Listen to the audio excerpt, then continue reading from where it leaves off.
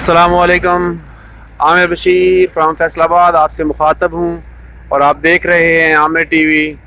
आज मैं ये वॉक पे आया था और मैं डेली आता हूँ आपको पता है, लेकिन मैं रोज़ ये अम्मा जी बैठे होते हैं यहाँ पे, तो मैंने सोचा आज इनसे पूछूँ कि इनके क्या मसाइल हैं, क्या वजह है ये सुबह सुबह अर्ली इन द मॉर्निंग यहाँ पे बैठी होती हैं और फुटपाथ पे और लोग इनको कुछ दे के जाते हैं।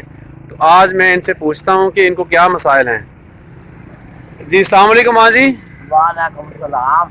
की हाल चाल ਤੁਹਾਡਾ ठीक हो? ठीक है बच्चिया, बैठे मजबूरी नो। की वजह ਤੁਸੀਂ ਇੱਥੇ ਸਵੇਰ ਸਵੇਰ ਬੈਠੇ ਮੈਂ ਰੋਜ਼ ਤੁਹਾਨੂੰ ਦੇਖਦਾ ਹਾਂ, ਕੀ ਮਸਲਾ ਹੈ? मैं पुत को नहीं पांच ਧੀਆਂ ਵਿਆਹੀਆਂ मैं अच्छा। बैठ के जे रहनी है। ਅੱਛਾ ਪੁੱਤ ਕੋਈ ਨਹੀਂ ਗਾ ਤੇ ਪੰਜ ਧੀਆਂ ਵਾਂ ਤੇ ਧੀਆਂ ਵਿਆਹਤੀਆਂ ਵਾਂ हाँ जी, ਤੇ ਘਰ ਆਪਣਾ ਵਾ? मेरे दवाई का ਜਵਾਈ ਦਾ ਘਰ ਆ, ओनी बैठ के जा। ਉਹਦੀ ਬੈਠ ਕੇ ਰਹਿੰਦੇ ਹੋ? ਅੱਛਾ ਅੱਛਾ ਅੱਛਾ। 2 नंबर गली, ਇਹ ਕਿੱਥੇ ਰਹਿੰਦੇ ਹੋ ਤੁਸੀਂ? 2 नंबर गली लाठियां वाला। ਲਾਠੀਆਂ ਵਾਲੇ 2 ਨੰਬਰ ਗਲੀ ਚ ਰਹਿੰਦੇ ਹੋ ਤੁਸੀਂ? हाँ जी, कमर अच्छा। दुकान वाला। ਅੱਛਾ ਅੱਛਾ ਅੱਛਾ ਅੱਛਾ ਅੱਲਾਹ ਪਾਕ ਆਸਾਨੀਆਂ ਪੈਦਾ ਕਰੇ ਸਭ ਵਾਸਤੇ। ਤੇ ਮੈਂ ਤੁਹਾਨੂੰ ਰੋਜ਼ ਦੇਖਦਾ ਇੱਥੇ ਬੈਠੇ ਹੋਇਆ ਤੇ ਧੀਆਂ ਮਤਲਬ ਤੁਹਾਨੂੰ ਕਹਿੰਦੀਆਂ ਨਹੀਂ ਕਿ ਮਾਂ ਜੀ ਨਾ ਜਾਇਆ ਕਰੋ ਇਦਾਂ ਤੁਸੀਂ? नहीं वो कहती दवाई जेडे है ना उन्होंने आप 8 ले आए। अच्छा झूठ नहीं माना तो वो भी अच्छा चाक होता। ਅੱਛਾ ਅੱਛਾ ਅੱਛਾ ਅੱਛਾ ਤੇ ਇਹ ਦੱਸੋ ਕਿ ਆਪਣਾ ਤੁਹਾਡੇ ਮੀਆਂ? ਉਹਨੂੰ 20 ਸਾਲ ਹੋ ਗਏ ਬਾਰੇ। ਅੱਛਾ ਉਹ ਫੌਤ ਹੋ ਗਏ, 20 ਸਾਲ ਹੋ ਗਏ ਆ? ਪੁੱਤ ਕੋਈ ਨਹੀਂ ਉਹ ਅੱਛਾ ਅੱਲਾਹ ਪਾਕ ਸਭ ਵਾਸਤੇ ਆਸਾਨੀਆਂ ਪੈਦਾ ਕਰੇ। ਇਹ ਮਾਂ ਜੀ ਹੈ ਵਿਚਾਰੇ, ਇਹ ਮੰਗ ਰਹੇ ਆ ਇੱਥੇ ਸਵੇਰ ਸਵੇਰ ਬਹਿੰਦੇ ਆ ਕੇ, ਕਿਉਂਕਿ ਇਹਨਾਂ ਦਾ ਪੁੱਤ ਕੋਈ ਨਹੀਂ ਹੈਗਾ ਇਹਨਾਂ ਦੀਆਂ। ਵਾਲੇਕੁਮ ਸਲਾਮ ਰਹਿਮਤੁल्लाह। ਪੁੱਤਰ ਮੇਰਾ ਵੀ ਕੋਈ ਨਹੀਂ ਪੁੱਤ ਨਾ ਪੱਕਾ। ਓਹੋ ਤੁਸੀਂ ਬੈਠ ਜਾਓ, ਇੱਥੇ ਬੈਠ ਜਾਓ, ਉੱਥੇ ਬੈਠੋ ਤੁਸੀਂ। ਇੱਕ ਅੰਮਾ ਜੀ ਹੋਰ ਆ ਗਏ ਆ, ਉਹ ਵੀ ਇੱਥੇ ਬਹਿੰਦੇ ਆ, ਉਹਨਾਂ ਦਾ ਵੀ ਪੁੱਤ ਕੋਈ ਨਹੀਂ ਹੈਗਾ, 3 ਧੀਆਂ ਹੀ ਆ, ਮਕਾਨ ਕਿਰਾਏ ਦਾ ਵਾ। ਉਹ ਸੁਬਹ ਆ ਕੇ, ਕਿਉਂਕਿ ਹੁਣ ਉਮਰ ਇਸ ਤਰ੍ਹਾਂ ਦੀ ਹੋ ਗਈ ਆ, ਜ਼ਈਫ ਹੋ ਗਏ ਨੇ ਕਿ ਉਹ ਕੰਮ ਕਾਜ ਤੇ ਕਰ ਨਹੀਂ ਸਕਦੇ, ਤੇ ਵਰਨਾ ਉਹ ਕਹਿੰਦੇ ਸੀ ਕਿ ਤੁਸੀਂ ਅੰਮਾ ਜੀ ਪਹਿਲੇ ਕੀ ਕਰਦੇ ਰਹੇ ਕੰਮ?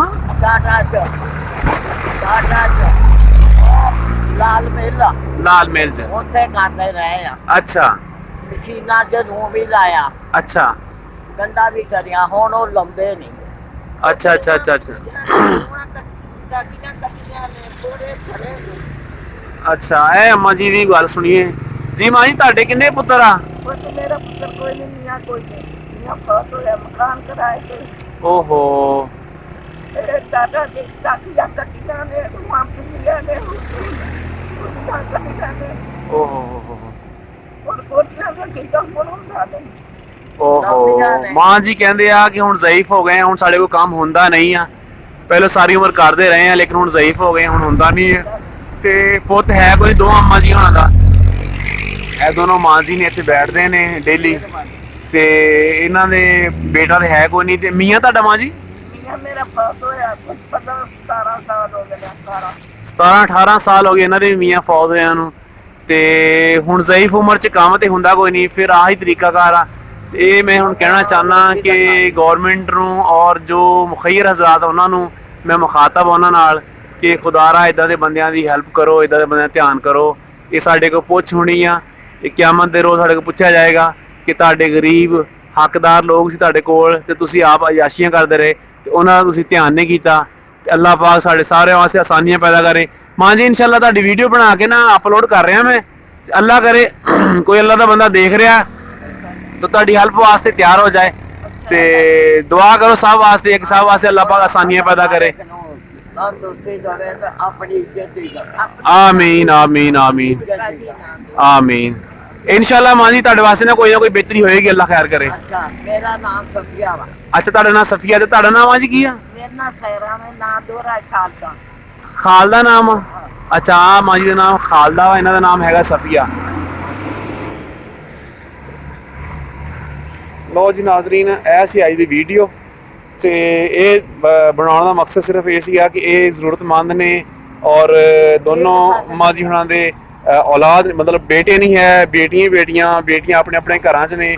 ਹੁਣ ਉਹ ਜ਼ਈਫ ਹੋ ਗਈਆਂ ਨੇ, ਪਹਿਲੇ ਉਹ ਕੰਮਕਾਜ ਕਰਦੇ ਰਹੇ ਲੋਕਾਂ ਦੇ ਘਰਾਂ 'ਚ, ਹੁਣ ਬੁਢਾਪਾ ਆ ਗਿਆ ਤੇ ਹੁਣ ਕੰਮਕਾਜ ਤੇ ਹੁੰਦਾ ਕੋਈ ਨਹੀਂ, ਤੇ ਫਿਰ ਹੁਣ ਆ ਜਾ ਕੇ ਇਹੀ ਹੈ। ਤੇ ਸੁਬਹ ਹਲੇ ਟਾਈਮ ਤਕਰੀਬਨ 6:30 ਹੋਏ ਆ, ਤੇ ਦੇਖੋ ਸੁਬਹ ਆ ਕੇ ਇੱਥੇ ਬੈਠੇ ਨੇ कि अपनी ज़िंदगी गुजारने वास्ते कुछ 4 पैसे कोई दे देवे।